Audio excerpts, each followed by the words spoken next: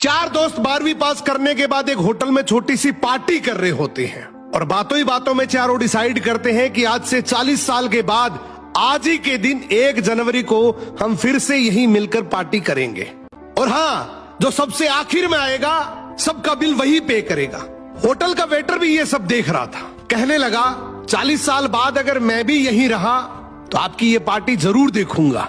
ठीक 40 साल बाद पहला दोस्त होटल पहुंचता है तो देखता है वो होटल अब 5 स्टार बन चुका है।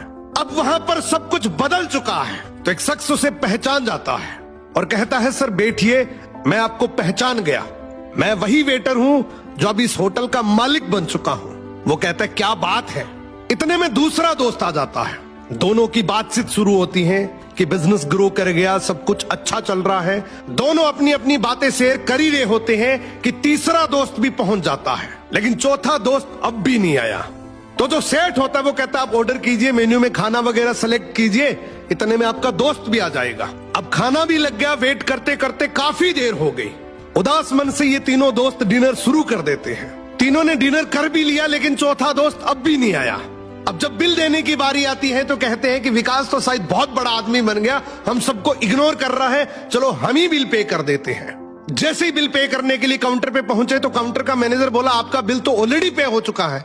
अब तीनों अपने चौथे दोस्त के ना आने की शिकायत करते करते होटल से बाहर निकले ही थे कि तभी एक सरकारी गाड़ी वहां आकर रुकती है। उसमें से एक लड़का उतरता है और तीनों के पैर छूते हुए कहता है मेरे पापा टीचर बन गए थे, मुझे कलेक्टर बनाने के काबिल कर दिया, लेकिन अफसोस मेरे पापा आज से 1 महीने पहले ये दुनिया छोड़कर चले गए।